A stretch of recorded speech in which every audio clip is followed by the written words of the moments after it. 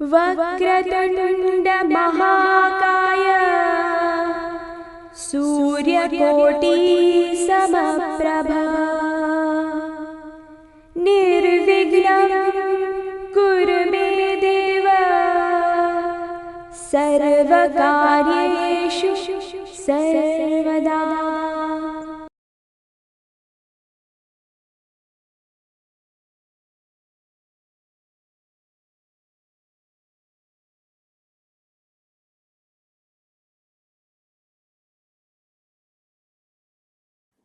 શ્રી ગણેશ ભગવાન શિવજી અને દેવી પાર્વતીના મોટા પુત્ર હતા.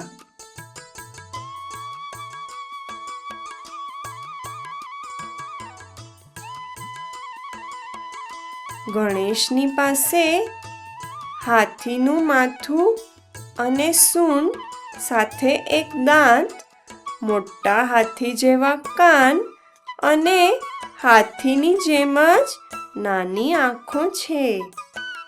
એનું પેટ મોટું છે, જેની પર સાપ વીંટાયેલો છે અને તે ઉંદર ઉપર સવાર છે.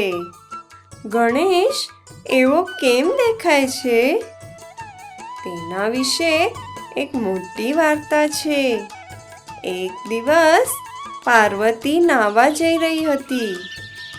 એણે પોતાના સેવક નંદીને કહ્યું, મારા દરવાજાની બહાર પેરો લગાવજે અને ત્યાં સુધી કોઈને અંદર આવવા ન દેજે જ્યાં સુધી હું નાહી ન લઉં. પાર્વતી જ્યારે તેલ લગાવીને પોતાને હળદર અને ચંદન લગાવવા માંડી ત્યારે એણે કોઈકના પગલાંનું અવાજ સાંભળ્યું. એ કંઈ કરી શકે એ પહેલાં જ એના પતિ શિવજી અંદર આવી ગયા. પાર્વતી શરમથી લાલ થઈ ગઈ. એને નંદી પર ખૂબ ગુસ્સો આવ્યો, કારણ કે એણે એની આજ્ઞાનો ઉલ્લંઘન કર્યો હતો અને શિવજીને અંદર આવવા દીધો હતો. એણે શિવજીને કહ્યું કે એણે નંદીને બહાર પહેરો કરવા માટે ઊભો રાખ્યો હતો કે તે કોઈને પણ અંદર આવવા ન દે. આ સાંભળી શિવજી જોરથી હસી પડ્યા અને બોલ્યા, અરે પણ એ મને કેવી રીતે રોકી શકે? હું એનો સ્વામી છું. પાર્વતીએ નિશ્ચય કર્યો કે એ પોતાના દીકરાનો પોતે નિર્માણ કરશે, જે માત્ર એની જ આજ્ઞાનું પાલન કરશે. બીજા દિવસે નહાતી વખતે એણે પોતાના શરીર ઉપરથી તેલ, ચંદન અને હળદર ઘસીને કાઢી નાખી. પછી પાર્વતીએ એને આકાર આપી એક સુંદર નાનો છોકરો બનાવી એમાં પ્રાણ પૂર્યો. એણે એને પોતાનો પુત્ર કહી બોલાવ્યો અને એને એક લાકડી આપી અને દરવાજાની બહાર ત્યાં સુધી પેરો લગાવવા કીધું જ્યાં સુધી એ નાહી ન લે. હાથમાં લાકડી લઈ દરવાજાની બહાર ઊભો રહ્યો.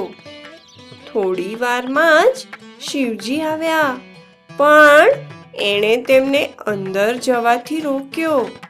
એ બહાદુરીથી બોલ્યો, જ્યાં સુધી મારી માતા નાહી ન લે ત્યાં સુધી કોઈ અંદર નહીં જઈ શકે. શિવજી આ સાંભળી ચોંકી ગયા અને એમણે એને પૂછ્યું કે એની માતા કોણ છે? પુત્રે જવાબ આપ્યો, પાર્વતી. શિવજી જોરથી હસી પડ્યા અને બોલ્યા, હું એમનો પતિ છું અને આ ઘરનો સ્વામી છું. મને મારી પત્નીના ઓરડામાં જવા માટે કોઈની અનુમતિની જરૂર નથી, પણ એ છોકરો એની માતાના આદેશને અનુસરીને ત્યાંથી ખસ્યો નહીં. એના કારણે શિવજી ખૂબ જ રોષે ભરાયા અને છેવટે નંદીને એ છોકરાને પકડીને બાંધી દેવાનો હુકમ કર્યો. નંદી એ છોકરા પર તૂટી પડ્યો, પણ છોકરાએ તરત લાકડીથી મારીને એને નીચે પટક્યો. એનાથી શિવજીનો ગુસ્સો હજી વધ્યો.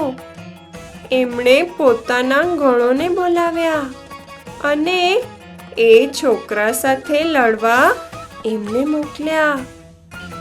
ગણોએ એની પર આક્રમણ કર્યો, પણ છોકરાએ બહાદુરીથી સામે લડત આપી. લડાઈની વાત ફેલી ગઈ.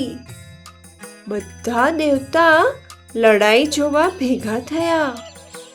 સ્થિતિને બગડતા જોઈ બ્રહ્મા એ છોકરાને શાંત કરવાનો પ્રયાસ કરવા લાગ્યા.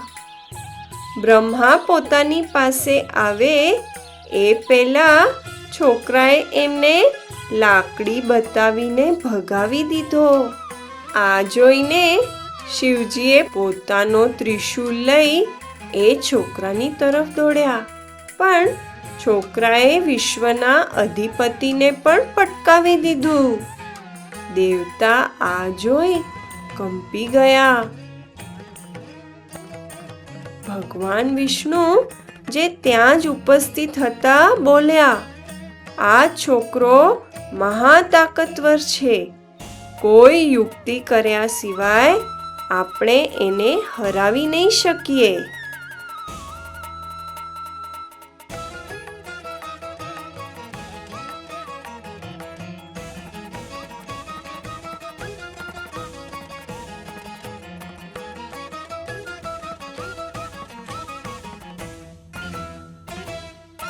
નાહીને પાર્વતી બહાર આવી. એણે પોતાનો પુત્ર મરણ પામેલો જોયો. એને ખૂબ જ ક્રોધ આવ્યો અને એનો ક્રોધ આખા વિશ્વમાં ફેલી ગયો. આકાશ કાંપવા માંડ્યો, સાગર ઉકળવા લાગ્યા, પહાડો તૂટીને ચૂર થઈ ગયા, હવા તેજીથી વહેવા લાગી અને આખો જગત અંધકારમાં ડૂબી ગયો. દેવતાઓ ખૂબ ભયભીત થયા. એમણે શિવજીને આજીજી કરી કે તેઓ પાર્વતીને શાંત કરવા માટે કંઈક કરે. શિવજીએ યાચનાપૂર્વક કહ્યું, ઓ પાર્વતી, આ જગતની માતા, બધા જીવ તારા બાળક છે. શાંત થઈ જા, નહીં તો તારો ક્રોધ એમને નષ્ટ કરી દેશે. હું વચન આપું છું કે હું તારા પુત્રને જીવિત કરીશ. શિવજીનો વચન સાંભળી પાર્વતી શાંત થઈ અને એણે હઠ કર્યો કે મારા પુત્રને જીવિત કરવાની સાથે એને ગણોનો નેતા પણ બનાવવામાં આવે. હંમેશા બધાથી પહેલા એની જ પૂજા થવી જોઈએ. શિવજીએ એમની માંગો સ્વીકારી લીધી. એમણે નંદીને હુકમ કર્યો, જા, પહેલા એક જીવંત પ્રાણીનો માથો લઈને આવ જેનું મોઢું ઉત્તર દિશા તરફ છે. નંદી નીકળી પડ્યો. એને એક હાથી મળ્યો જે ઉત્તર દિશામાં માથું રાખી સૂઈ રહ્યો હતો. એણે એનું માથું કાપી લીધું અને શિવજી પાસે લઈ ગયો. શિવજીએ એ છોકરાના ધડ ઉપર હાથીનો માથું રાખ્યો.